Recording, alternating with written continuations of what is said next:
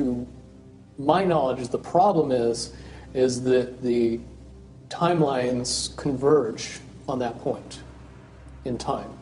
And when you know enough about the Stargate projects and the Looking Glass project to know how string theory works and how the possibility of possibilities works and how making one choice over here doesn't necessarily mean that the other choice couldn't exist at the same time. But once you get your brain wrapped around this subject, you find out that at the end of 2012, in an easy way to put it, the choices that we make become less and less consequential to the future. And eventually we're pushed into this bottleneck of time, no matter which choice we make. And that's important to the people that had access to Looking Glass because they would use Looking Glass knowing the choices that they would make and the future would pop up.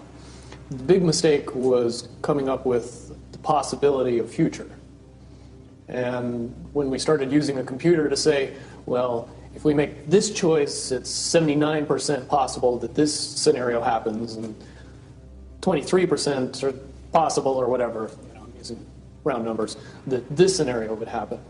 The understanding at the time was that was realistic. However, if you go down the road further and free will continues to exercise itself on this game, that 79% possibility sometimes changes very, very fast.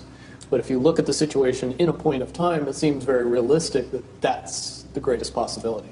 What happened was people, very smart people, began to figure out that something big was coming up.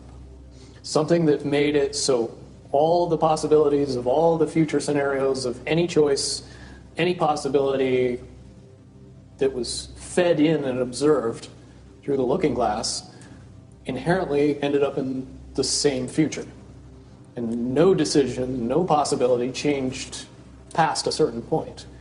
That's the big secret. All possible timelines lead to the same basic set of history in the future. That is what sends everybody that has all of the information, that knows everything, into a blind panic. The people that know everything about Looking Glass, that have gotten all the reports and all the information, the elites of the world, probably figured out that that was the end of the game. And nothing could be manipulated beyond that point. When I was in the military, it would have been before '97 when I got in trouble.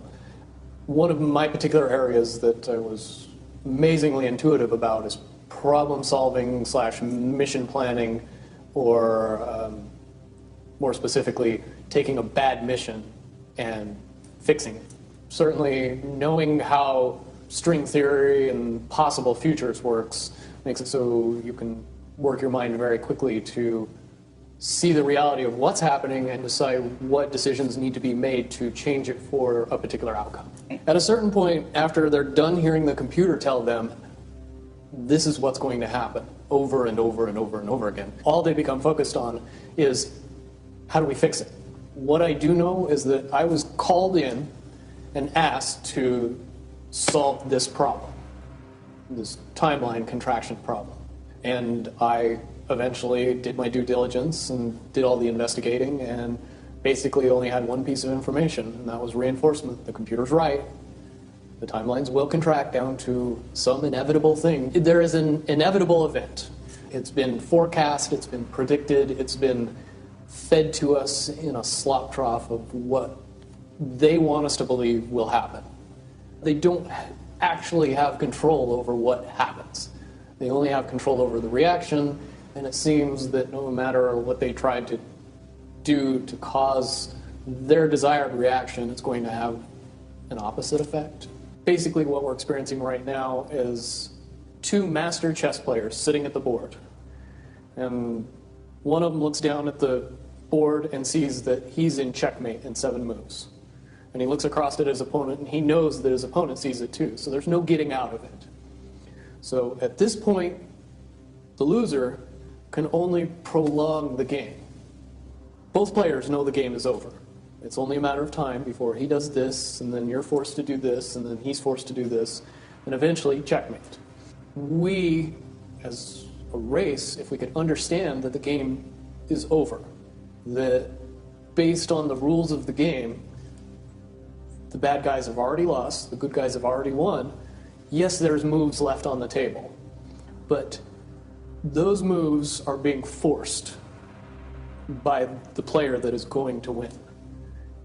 The only way that checkmate can't happen is if the player that's winning makes a mistake.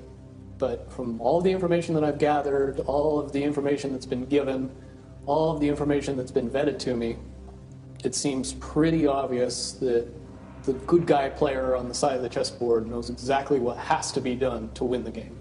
And so at this point, any mistake would be all but impossible. But again, you really have to understand the game to know that the guy that's losing is lost.